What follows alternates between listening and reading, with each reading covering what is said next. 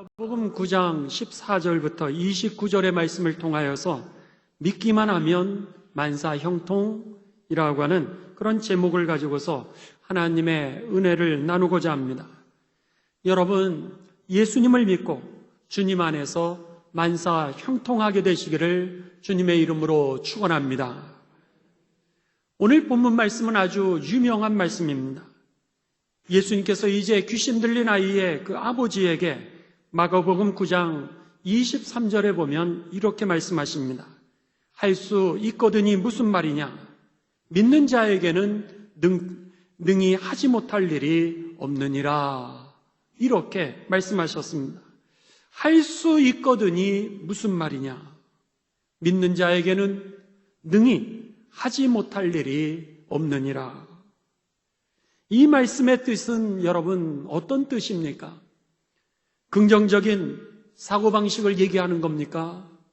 아니면 적극적인 그런 사고방식을 우리들에게 요청하는 겁니까? 아니면 믿기만 하면은 우리가 모든 것이 만사 형통하게 된다라고 하는 그런 뜻입니까? 만사 형통이라고 하는 단어는 일만 만자의 일사자입니다. 1만 가지의 일이라고 하는 뜻이죠. 형통이라고 하는 단어는 형통할 형, 그리고 통자는 통하다, 그럴 통입니다. 그러니까 1만 가지의 일, 모든 일을 1만 가지로 표현하고 있습니다. 모든 일이 내 뜻대로 이루어지고 잘 된다, 그런 뜻입니다. 오늘 본문 말씀에서 예수님이 할 수 있거든이 무슨 말이냐? 믿는 자에게는 능히 하지 못할 일이 없느니라. 이렇게 말씀하셨을 때 이 본문의 말씀은 우리가 긍정적이고 적극적인 방식을 가지고 있으면은 만사가 다 내 뜻대로 잘 이루어진다라고 하는 그런 뜻이냐라고 하는 질문인 것입니다. 또 믿기만 하면은 내가 가지고 있는 그 뜻들이 다 잘 되느냐라고 하는 그런 질문이 오늘 이 본문을 통하여 우리들에게 주시는 핵심 질문인 것입니다. 아닙니다. 결론을 우리가 먼저 이 본문 말씀의 의미를 생각해 본다면 이 말씀은요, 믿음을 통하여서 주님의 뜻이 다 이루어진다는 뜻입니다. 오늘 믿는 자를 통하여서 하나님께서 그 뜻을 성취하신다라고 하는 것이 저와 여러분에게 들려지고 깨달아지게 되시기를 주님의 이름으로 축원합니다. 여러분, 주님 안에서 만사 형통하는 삶이 되시기를 주님의 이름으로 축원합니다. 그래서 나를 통하신 하나님의 계획이 성취가 되고 또 나에게 맡겨주신 하나님의 사명이 일생 동안 하나도 빠짐없이 다 이루어져 하나님 앞에 서는 날 잘했다 칭찬받는 저와 여러분 후회 없는 우리들의 삶이 되시기를 주님의 이름으로 축원합니다. 존 버년이라고 하는 그런 영국의 작가를 여러분들이 들어보신 적이 있으실 겁니다. 1628년에 그는 태어나서 1688년에 이제 생을 마무리를 하게 됩니다. 60여 년이라고 하는 그 짧은 삶을 그가 살았지만은 17세기 영문학을 대표하는 그런 작가가 되었고 또 대표적인 설교자 삶을 살았습니다. 그가 남겼던 유명한 작품 중에 하나가 철로 역정이라고 하는 작품입니다. 이 철로 역정이라고 하는 책의 내용은 멸망의 도시가 있는 반면에 또 천국의 도시가 있다라고 하는 것을 우리들에게 가르쳐 줍니다. 멸망의 도시가 있는 반면에 영원한 나라가 존재한다는 것을 이제 알려주기 위해서 이 철로 역정이라고 하는 작품 속에 존 버년은 주인공의 이름이 크리스찬이라고 하는 이름입니다. 이 크리스찬이라고 불리우는 그 주인공이 멸망의 도시를 떠나서 천국 도시를 찾아 그 순례를 하게 되는 그 내용을 기록합니다. 그는 천국 도시를 따라서 이제 순례를 시작합니다. 그가 천국을 향하여 가는 동안에 많은 사람들을 만나게 되고 천신만고 끝에 천국의 도시였던 이 시온성에 도착하게 되는 내용으로 일부가 끝나게 됩니다. 존 버녀는 이 철로역정이라고 하는 작품을 쓰면서 멸망의 도시에서 이 영원한 하늘나라로 가는 데 있어 믿음의 순례에 우리들이 조심해야 되는 몇 가지의 유혹들을 이것을 통하여 우리에게 가르쳐 줍니다. 그 중에 두 가지를 우리들은 오늘 보기를 원하는데, 신앙생활하면서 천국 가는 그 여정에 조심해야 될 두 가지의 첫 번째는 뭐냐면 돈이라고 하는 것입니다. 돈이라고 하는 것은 세상의 욕망을 대표하는 그런 대명사라 할 수 있습니다. 오늘 돈을 쫓아 살면은 세상의 욕망을 쫓아서 우리가 믿음 생활을 하게 된다면은 반드시 웅덩이에 빠지게 된다라고 그는 이 작품을 통하여 우리에게 가르쳐 줍니다. 두 번째, 우리가 신앙생활을 하면서 조심해야 될 것은 헛된 생각이라고 하는 겁니다. 우리가 헛된 생각에 빠지게 되면 잘못된 길을 걸어가게 되고 결국은 절망에 빠지게 되면서 오늘 천국으로 나아가는 그 길에서 이탈하게 된다라고 하는 것이 이 철로역정에 주는 두 번째 교훈인 것입니다. 천국 도시를 따라 크리스찬이라고 이름 지어진 이 주인공이 여행을 이제 순례의 길을 떠납니다. 이 순례에 가는 도중에 소망이라고 이름 지어진 어린아이를 만나게 되는데, 그 어린아이가 이 크리스찬을 향하여서 저도 천국 도시를 향하여 같이 여행하면 안 될까요? 부탁을 합니다. 크리스찬이 흔쾌히 승낙을 합니다. 이제 크리스찬과 소망이라고 하는 불리우는 그 어린아이가 같이 순례의 길을 떠나는데, 어느 날 재물이라고 불리우는 한 작은 언덕에 도착하게 됩니다. 그 언덕에는 은을 캐는 광산이 있었습니다. 그런데 그 광산 앞에 한 남자가 이제 서 있다가 이 크리스찬과 소망을 불렀습니다. 이보시오, 여기 좀 와보시오. 내가 여러분에게 보여줄 것이 있습니다. 이 광산 안에는 은으로 만든 보석이 가득합니다. 조금만 봐도 아마 부자가 될 거요. 이렇게 그들을 유혹합니다. 그러자 어린아이였던 이 소망은 그 얘기를 듣고 귀가 번쩍하게 됩니다. 크리스찬, 우리 함께 가봐요. 그러면서 크리스찬을 끌고 그 재물이라고 하는 언덕 광산으로 데려가려고 합니다. 이때 크리스찬이 소망 어린이를 붙들면서 이렇게 얘기를 합니다. 소망, 나는 언젠가 이 재물이라고 하는 이 언덕에 대해서 들은 것이 있어. 사람들은 이곳에서 보물을 찾다가 구덩이에 빠지게 되었고, 그리고는 다시는 빠져나와 돌아오지 못했대. 그러니 가면 안 돼. 그러면서 이제 이 소망이라고 하는 어린아이를 붙들어주게 됩니다. 그런데 놀랍게도 이 크리스찬과 소망을 불렀던 그 사람의 이름은 디몬, 사탄이었습니다. 나도 모르는 사이에 우리의 부의 문제를 해결시켜 준다라고 하는 그 유혹을 사탄은 순례의 길을 가는 이들에게 제시하였고, 거기에 빠졌던 사람들은 다시는 돌아오지 못하고 이 순례의 길에서 이탈해 버렸다라고 하는 겁니다.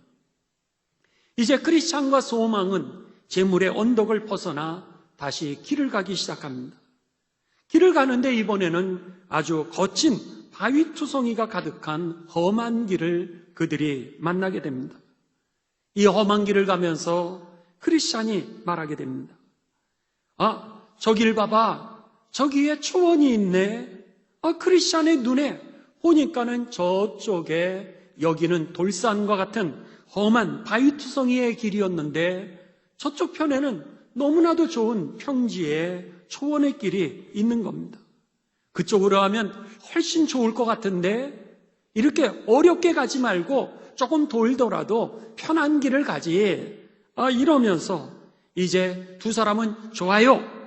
그리고 합의를 하고는 길이 아닌 저곳에 있는 그 초원을 바라보면서 길에서 담장을 넘게 됩니다. 담장을 넘고 그들은 길 옆 초원으로 들어가게 됩니다. 그런데 그 길을 들어갔더니 앞서서 가는 사람이 한 사람이 있었습니다. 크리스찬이 그 사람을 부르게 됩니다. 여보세요? 이 길로 가면 어디가 나오죠? 그랬더니 그가 대답합니다. 천국이 나옵니다. 그러면서 자기 이름을 갖다가 소개를 하는데 저는 헛된 확신이라는 사람입니다. 아, 그러시군요. 저를 따라오세요. 이제 헛된 확신이 크리스찬과 소망을 데리고서 앞질러 가기를 시작합니다. 한참을 그들이 가면서 어두컴컴해지고 밤을 만나게 됩니다. 밤이 되어도 그들은 계속해서 이제 그 천국 도시를 향하여서 가는 겁니다. 그러다가 너무 어두워졌는데 그 너무 어두운 것 속에서 앞에 가고 있었던 헛된 확신을 그들이 놓쳐버리고 말았습니다. 헛된 확신이 사라졌던 거예요. 아니, 헛된 확신이 어디 갔지? 그런데 어디선가 아! 하면서 비명소리가 들렸습니다. 너무나도 이 소스라치는 그 공포에 질려서 크리스찬과 소망이 그 소리가 나는 쪽을 향하여서 엉금엉금 보이지 않지만 그 공포에 질린 그 모습을 가지고서 그를 찾기 위하여 앞으로 가기를 시작합니다. 그때 갑자기 크리스찬이 스톱! 소리를 치는 거예요. 아, 소망이 깜짝 놀래 더 이상 앞으로 가지 못하고 그 자리에 멈춰서게 됩니다. 그랬는데 거기에서 자세히 보니까 크리스찬이 그 바로 앞에 큰 웅덩이가 있어. 그 웅덩이를 자세히 보니까는 밑에 끝도 없이 계속해서 이 떨어지게 되는 깊은 웅덩이가 거기에 있었습니다. 크리스찬이 얘기합니다. 아마도 헛된 확신이 우리 앞을 가다가 이 끝도 보이지 않는 구덩이에 빠졌나 봐. 그렇게 하고는 그들이 이제 이 거기에서 놀라 있을 때 비가 내리기를 시작합니다. 천둥이 치고 번개가 치게 됩니다. 이들은 이 천둥과 번개를 피해가지고 바위 밑으로 숨게 됩니다. 그들은 이제 두려움에 떨게 됩니다. 추위에도 떨고 두려움에도 떨게 되죠. 소망이 울음을 터뜨립니다. 여기로 오지 않았어야 되는데 이제 그런 가운데 속에 너무나도 피곤했던 이 두 사람은 그 바위 밑에서 잠이 들게 됩니다. 크리스찬이 악몽을 꾸게 됩니다. 빗줄기는 계속해서 저들에게 오게 되고 크리스찬은 악몽을 꾸게 되고 소망은 여기로 오지 않았어야 되는데 울며 그럼에도 불구하고 그들이 이제 그 잠자리를 이어가게 되는 겁니다. 크리스찬이 하나님 앞에 부르짖습니다. 하나님, 우리를 이 길에서 벗어나게 하여 주옵소서. 우리들 여기에서 중간에 죽지 않게 하여 주세요. 이렇게 하나님 앞에 부르짖다가 여전히 그는 잠이 들고 맙니다. 그런데 갑자기 커다란 소리가 들립니다. 일어나! 청천벽력과 같은 무시무시한 큰 소리가 자고 있었던 이 크리스찬과 소망에게 들리는 거예요. 그들이 깜짝 내서 잠에서 깨게 됩니다. 보니 그들 앞에는 아주 엄청나게 큰 거인이 그들 앞에 서 있는 거예요. 그러면서 그들을 향해서 이렇게 얘기합니다. 여긴 내 땅인데 감히 내 땅에 들어와? 이러면서 크리스찬과 소망을 붙잡았습니다. 거인에게 붙잡힌 크리스찬과 소망은 끌려서 이제 의심의 성이라고 불리우는 그 성으로 끌려가게 되고 그 의심의 성에 결국 그들은 이 감옥에 갇히게 됩니다. 거인의 이름은 절망이었습니다. 그러면서 그들은 이 절망이라고 하는 거인에게 잡히게 되고 의심의 성의 감옥에 갇히게 되고 그리고 여러 날 동안 그들은 그 감옥에 갇히면서 결국 점점 몸이 쇠약해졌다라고 하는 것이 철로역정의 한 부분의 이야기입니다. 여러분, 이 존 보녀는 우리들이 순례의 길, 멸망의 도시에서 천국의 도시로 가는데 여러 가지 그 순례 동안에 겪게 되어지는 시험이 있는데 그 중에 하나가 바로 세상의 욕망이라고 하는 돈이요. 또 하나는 헛된 생각이라고 우리들에게 경고해 주고 있는 겁니다. 그렇게 되었을 때 우리는 웅덩이에 빠질 수밖에 없다는 거예요. 헛된 생각에 우리들이 사로잡히게 되면은 결국은 나중에 절망하게 된다는 거예요. 절망을 만날 수밖에 없게 되고, 절망을 만나게 되면은 결국은 우리는 의심하게 되면서 천국의 길에서 이탈하게 된다라고 하는 것이 이 존 본연의 철로역정의 교훈이었던 겁니다. 바로 오늘 본문 말씀이 그런 말씀입니다. 오늘 본문 말씀은 우리들의 믿음과 형통의 문제에 대해서 예수님께서 가르쳐 주시는 영적인 지혜의 그 말씀이요, 또 우리들에게 가르쳐 주시는 사건인 것입니다. 오늘 본문 말씀은 마가복음 9장 2절에서부터 시작이 됩니다. 예수님은 그의 제자 3명 베드로, 야고보, 요한을 데리고 이제 산에 올라가셨습니다. 산에 올라가셨을 때 그 세 제자는 갑자기 예수님의 모습이 변화되는 것을 경험하게 됩니다. 예수님의 옷은 너무나도 찬란한 광채가 비치게 되고, 하늘에서는 이는 내 사랑하는 아들이라고 하는 하나님이라고 하는 그 음성을 그들이 듣게 됩니다.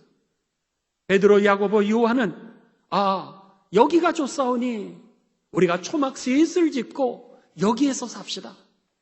얼마나 그 자리가 영적으로 감격스럽고 좋았는지 그들은 하나는 엘리야를 위하여, 하나는 모세를 위하여, 하나는 예수님을 위하여 여기다가 초막집을 짓고 우리가 이 산 위에서 삽시다, 이렇게 예수님에게 제안까지 합니다. 하지만 예수님은 아니다, 우리가 산에서 내려가자, 이렇게 말씀하시고는 그 제자들을 데리고 산 밑으로 내려오시게 됩니다. 그런데 예수님과 이 세 제자가 내려와 보니까 사람들이 제자들과 더불어 다투고 있는 거예요. 율법학자였던 서기관하고 사람들하고 그리고 제자들하고 다투고 있는 겁니다. 보니 거기에는 귀신 들린 아이가 있었고, 귀신 들린 아버지가 있었고, 율법학자 서기관이 있었고, 군중들이 있었습니다. 예수님과 이 세 제자가 내려온 모습을 보면서 그 귀신 들린 아이의 아버지가 예수님에게 찾아옵니다. 그러면서 왜 이런 무슨 일이냐 물으시는 예수님에게 당신의 제자들이 우리 아이에게 그 귀신을 쫓아내지지 못했습니다. 그러면서 우리 아이가 이제 경련을 일으키게 되면은 쓰러지고 거품을 흘리고 그리고 얼굴이 파래지면서 안색이 변하여서 이제 귀신에 들렸는데 할 수만 있다면 내 아이의 귀신을 쫓아주옵소서, 예수님에게 그렇게 부탁을 합니다. 이때 예수님께서 그 아버지를 책망하십니다. 할 수 있거든이 무슨 말이냐? 믿는 자에게는 능치 못할 일이 없느니라. 이렇게 예수님이 말씀하십니다. 그러시면서 제자들을 책망하십니다. 제자들을 책망하시면서 너희들에게 믿음이 도대체 어디 있느냐? 이렇게 내가 언제까지 너희들과 함께 있어야 되느냐? 말씀을 하시면서 귀신 쫓는, 그 어린아이에게서 귀신 쫓는 방법을 가르쳐 주시게 됩니다. 여러분, 이 제자들이요, 이전에는 이 귀신을 쫓아냈습니다. 오늘 본문 말씀 바로 앞쪽에 보게 되면은 마가복음 6장에 예수님께서 제자들을 부르시고 그들에게 귀신 쫓는 권세를 맡기십니다. 그리고 나서 그들을 둘씩 묶어서 파송을 하세요. 제자들이 이제 둘씩 나아가서 하늘나라의 복음을 전하게 됩니다. 그런데 이 마가복음 6장 12절에서 13절에 보면 이들이 나아가서 천국 복음을 전하는데 놀랍게도 귀신이 떠나는 거예요. 예수님에게 돌아옵니다. 너무나도 신이 났어요. 예수님, 우리가 복음을 전하는데 귀신조차도 항복하면서 떠나더이다. 이러면서 예수님에게 너무너무 기쁨을 가지고서 자랑을 하고 보고를 하게 됐습니다. 그런데 오늘 본문에 이제 마가복음 9장입니다. 6장에서는 그들이 귀신을 내쫓았는데 9장에 온 그 제자들은 귀신을 쫓아내지 못했다라고 하는 겁니다. 분명 예수님께서는 제자들에게 이런 말씀도 하셨습니다. 요한복음 14장 12절에 보면 나를 믿는 자는 내가 하는 일을 그도 할 것이요 또한 그보다 더 큰 일도 그들이 하게 되리라. 이렇게 예수님이 말씀하셨습니다. 그런데 정작 제자들은 어느 날은 귀신을 쫓아낼 수 있었는데 어느 날은 귀신을 쫓아내지 못하고 오히려 사람들의 논쟁에 휩싸여 있었다라고 하는 것을 오늘 본문을 통하여서 우리들은 알 수 있다라고 하는 겁니다. 여러분, 오늘 제자들도요, 그들이 원하는 대로 일이 되지 않았음을 성경은 분명히 가르쳐 주고 있다라고 하는 겁니다. 내 일이, 내 계획이 그대로 되지 않게 되니까 무슨 일이 일어났냐면 거기에서 다툼이 일어났다라고 하는 거죠. 그러니까 율법학자 나름대로 귀신 들린 아이의 아버지는 그 아버지대로, 예수님의 제자는 제자들대로 거기에서 다툼이 일어나고 있었던 것입니다. 그때 예수님께서 이렇게 말씀하시면서 귀신을 쫓아내는 방법을 가르쳐 주시죠. 마가복음 9장 19절에 이렇게 말씀하십니다. 그 아이를 내게로 데려와라. 그렇게 말씀하세요. 그리고 나서는 그 아버지에게는 할 수 있거든이 무슨 말이냐? 믿는 자에게는 능치 못할 일이 없느니라. 이렇게 방법을 가르쳐 주십니다. 믿는 자에게 능치 못할 일이 없느니라. 이렇게 말씀을 하십니다. 그러고 나서 그 아이의 귀신을 쫓아드시죠. 그 이후에 제자들이 예수님에게 다가와서 이렇게 묻습니다. 예수님, 왜 우리는 귀신을 쫓아내지 못했죠? 그때 예수님이 29절에 기도 외에는 이런 역사가 일어날 수 없느니라. 이렇게 말씀을 하십니다. 여러분, 기도 외에는 이런 역사가 나타날 수 없느니라 라고 하는 말의 뜻은 무엇입니까? 오늘 기도라고 하는 게 뭡니까? 주님 안에 거하는 것, 이것이 기도죠. 나 죽고 주님 사시는 삶이 기도인 줄을 믿습니다. 그런데 예수님이 그 말씀을 하시는 거예요. 오늘 너 안에 오늘 믿음이 없었다라고 하는 겁니다.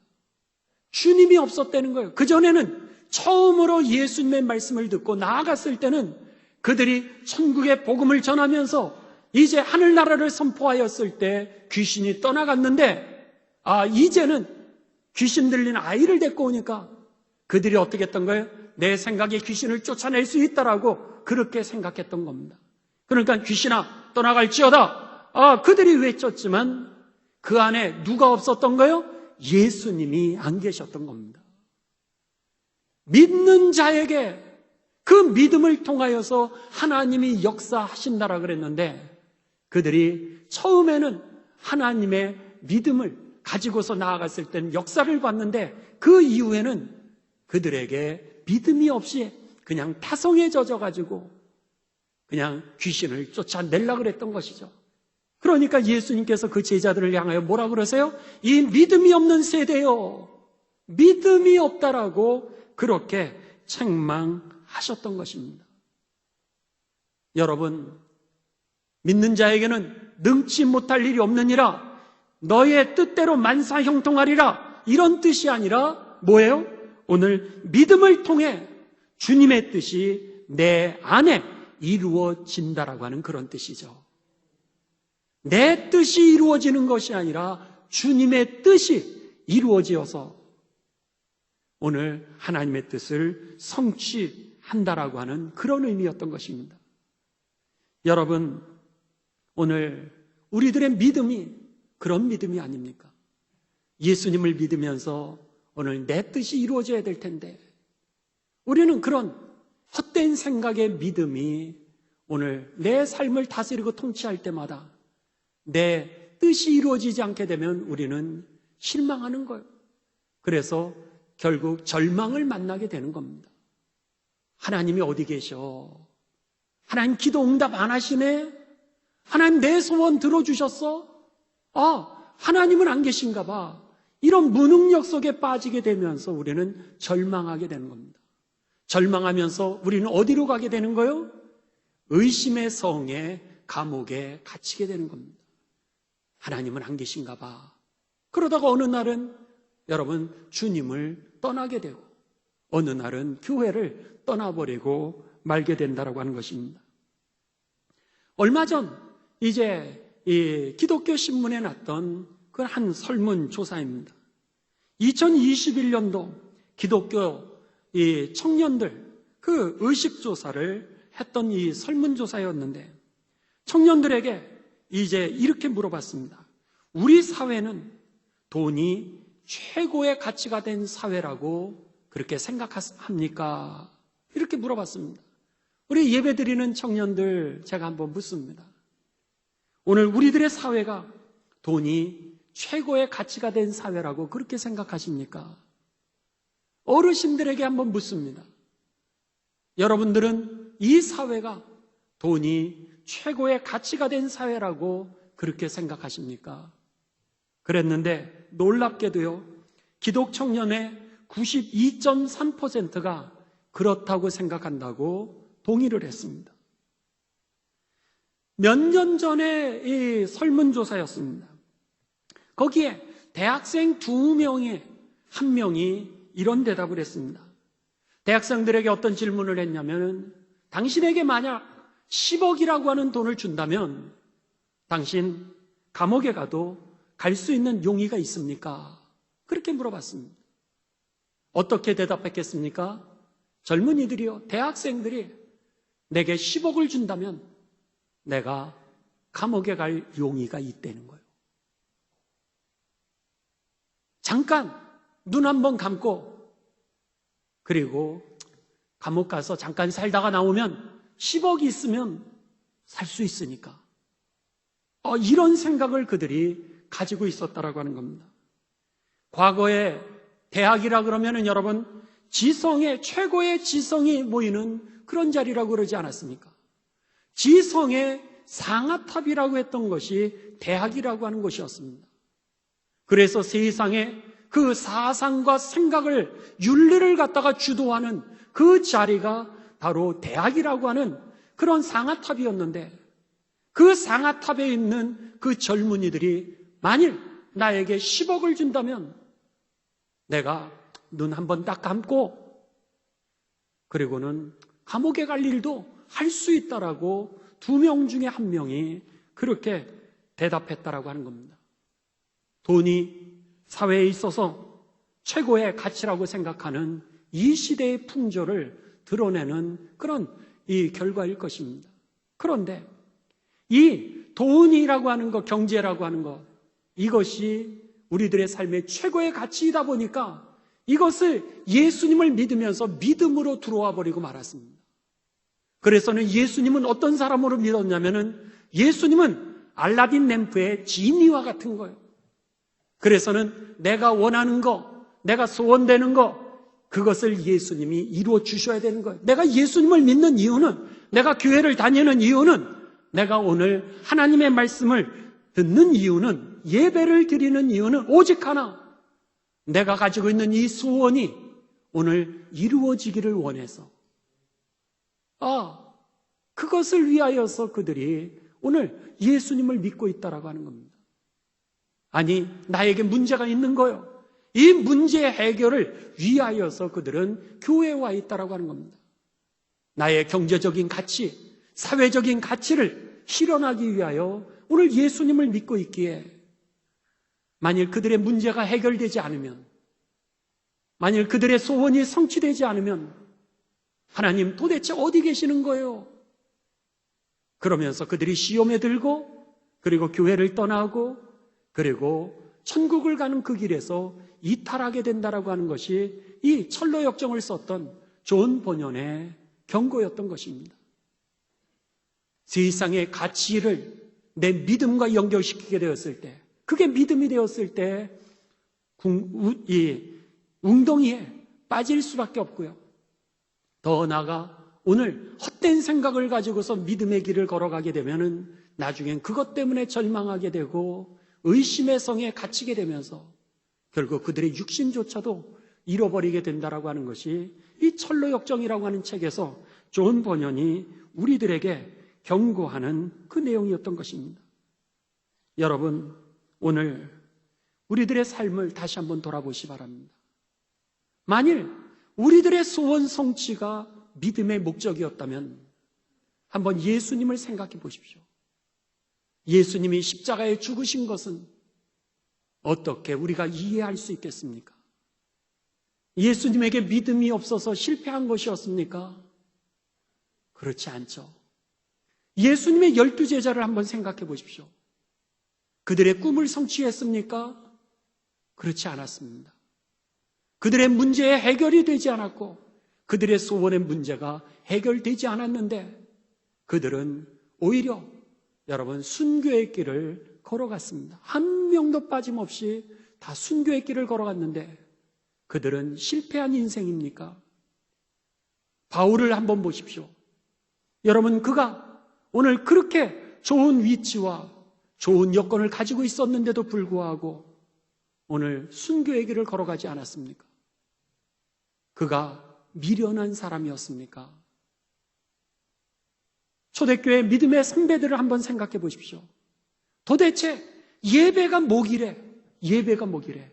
이 예배 하나를 지키기 위해서 그들이요, 여러분 무덤을 파고 지하 세계로 들어가게 했습니까?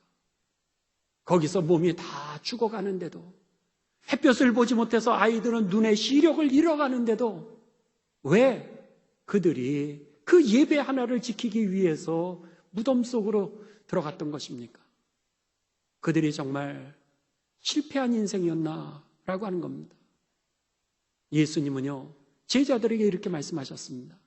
제자들은 나면서부터 소경된 어린아이를, 소경된 사람을 바라보면서 이 사람이 소경된 것은 누구의 죄 때문입니까? 저주받은 인생이라는 거죠. 문제 해결 하나도 못한 인생이라는 거예요. 그의 소원조차도 풀지 못했던 그런 한많은 인생이라 이렇게 제자들은 얘기했던 것입니다. 그런데요, 예수님은 뭐라 그러시죠?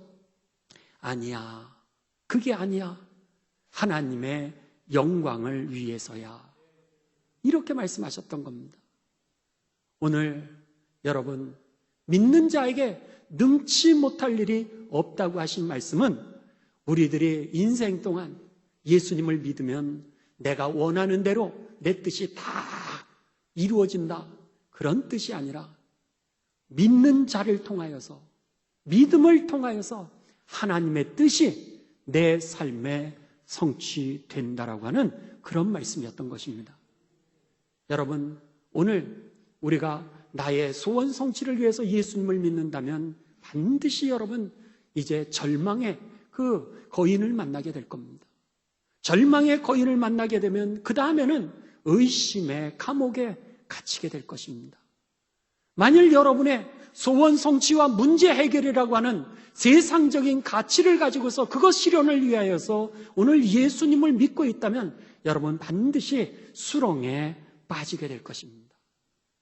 오늘 예수님은 우리들에게 말씀하십니다. 이 믿음이 없는 세대요, 믿음이 없기에 오늘 귀신을 쫓아내지 못했다라고 책망하시면서 기도 외에는 방법이 없어. 그 얘기는 뭐예요? 주님이 함께할 때 너의 삶이 가치 있게 되는 것이고 너의 삶을 통하여 주의 뜻이 성취되는 거야. 주님이 우리를 향하신 그 뜻이 무엇이죠? 예수님이 이 땅에 오신 이유는 내가 잃어버린 영혼을 찾아 구원하기 위해 왔다고 말씀하셨습니다. 주님이 이 땅에 오셔서 제일 먼저 하신 설교가 뭐였습니까? 회개하라, 천국이 가까웠다라고 하는 하늘나라에 대한 선교였습니다. 죄로부터는 그들을 건져내고 그들을 구원하고 그들로 하여금 천국에 들어가는 것이 하나님의 목적이었던 것입니다. 그 뜻을 이루기 위하여서 오늘 주님께서 우리의 기도에 응답해 주시는 것이죠. 어린아이가 있습니다. 어린아이가요, 여러분 칼을 달라 그러는 거예요. 엄마가 과일을 깎아주니까 그 칼이 좋거든요. 그러니까 어린아이가 칼을 달라 그럽니다. 그때 여러분들 그 어린아이가 칼을 달라 그런다 그래서 여러분이 칼을 주시겠습니까? 안 주시죠. 그 칼을 가지고서 그 아이가 위험하게 되니까. 아이가 여러분이 집에 두었던 그 돈을 갖다가 뭉치를 갖다가 이렇게 집었어요. 종이를 집듯이 무엇이든지 잡고 막 던지고 찢고 물고 그러는 아이에게 여러분이 5만 원짜리를 주시겠습니까? 아니죠. 그 아이에게 그 돈은 쓸모가 없기 때문에, 그 돈은 더럽기 때문에 입에 넣으면 안 되니까, 또 거기에 쓰면 찢어버리면 안 되는 거니까 그 부모가 주지 않을 것입니다. 그 아이의 입장에서는 만사형통이라고 하는 것은 자기에게 어머니가 칼을 주는 것이 만사형통일 것이고, 그 아이에게 만사형통이라고 하는 것은 내가 쥐고 싶은 저 종잇돈을 내가 쥐는 것이 만사형통일 텐데, 어머니의 마음은 어디 있었던 거요? 아이가 위험에 처하지 아니하도록, 아이가 실수하지 않는데 그 아이를 보호하고 죄로부터 건져내고 그리고 그를 죽음으로부터 건져내는데 어머니의 마음이 있었다라고 하는 것이죠. 그렇습니다. 오늘 우리들에게 너에게 있어서 믿는 자는 능치 못함이 없다라고 하는 얘기는 여러분의 소원이나 여러분의 문제 해결이 아니라 오늘 여러분들을 통하여서 주님의 뜻, 어떤 뜻이에요? 치유하고 구원하고 죄로부터 빠져나오게 하고 그리고 구원을 이룰 뿐만 아니라 천국 가게 하는 그 일, 우리들을 통하여 그 일을 이루는 일에 주님께서 다 할 수 있도록 축복해 주시는 것입니다. 그 일을 응답해 주시는 것이죠. 그렇기 때문에 여러분 오늘 이 말씀을 기억하시면서 바라기는 저와 여러분의 삶이 이제 오늘 내 인생의 만사 형통이 이루어지지 않는다 할지라도, 내 소원이 이루어지지 않았다 할지라도, 문제 해결이 되지 않았다 할지라도 여러분 일생 동안 하나님의 뜻은 내 안에서 성취되어서 수없이 많은 영혼들 치유하고 구원하고 회복하는 복의 근원의 삶이 되시기를 주님의 이름으로 축원합니다.